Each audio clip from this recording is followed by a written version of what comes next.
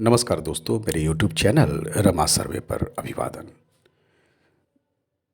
मित्रों, यह मेरा एक व्यक्तिगत सोच है जो आज मैं आप लोगों के समक्ष साझा कर रहा हूँ।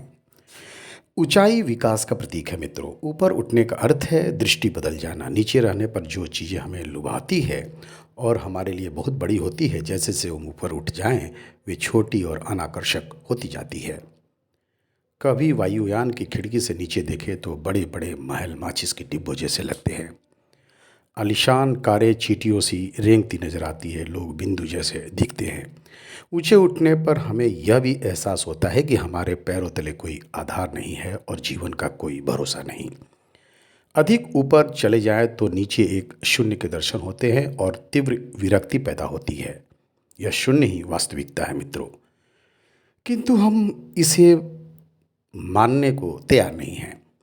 ऊपर उठने के बाद हमें ऊपर की विशालता और सुंदरता का भी ज्ञान होता है। जिसे हमने अपनी दुनिया समझ रखा था वह वास्तव में मित्रों व्यापक रचना का बिंदु मात्र ही है। जिसे हम सुंदर मानकर मोहित हो रहे थे वह सुंदरता का आभास है। व्यापक और वास्तविक सुंदरता तो तब नजर आती है जब हम समदृष्टि से पूरे ब्रह्मांड को एक बारगी देख पाते हैं। नीचे रह के हमारी देखने की क्षमता संकुचित हो जाती है मित्रों, और जो कुछ हमें दिख रहा होता है उसे ही सच और सुंदर मान लेने के लिए अतिरिक्त हमारे पास और कोई विकल्प नहीं होता। ऐसा नहीं कहा जा सकता कि जितना हम देख पा रहे हैं दुनिया उसके आगे नहीं है। देखने, सुनने और समझने की हमारी सीमाएं हैं। यह भी तय है कि जब अपार और अनंत है, यदि वैसा न होता तो नित नए खोजें, नई जानकारियां हमें विस्मित कर के नहीं रखती। ऋषियों, मुनियों, धर्मात्माओं ने ऊंचे उठकर नए अनुभव हासिल किए, जिनमें से कुछ उन्होंने संसार के साथ बांटे हैं। जीवन किसी नंबर सिस्टम से गिनती करने की चीज़ नहीं है। लोग अज्ञानता में एक आत्मा या दो आत्मा जैसे शब्दों का प्रयोग करते हैं। जीवन अनंत है, बिल्कुल वैसे ही जैसे इस वातावरण में हवा है। जब आप हवा को अपने फेफड़ों में सांस लेकर भरते हैं तब वो आपका हो जाता है, लेकिन जैसे ही आप सांस छोड़ देते हो फिर उसी अनंत का हिस्सा हो जाता है। वैसे ही आप जीवन का एक अंश हैं जो इस भौतिक आयाम में कायम रहने के लिए इस शरीर से जुड़ा है, लेकिन जीवन अपने आप में अनंत है मित्रों।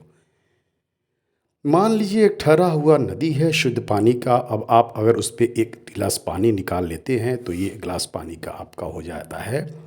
ये वैसा ही जैसे आप उस अनंत जीवन में से थोड़ा सा हिस्सा लेकर जन्म ले लिए हों। अब उस पानी में नमक या चीनी घोल लीजिए, ये आपका कर्म है।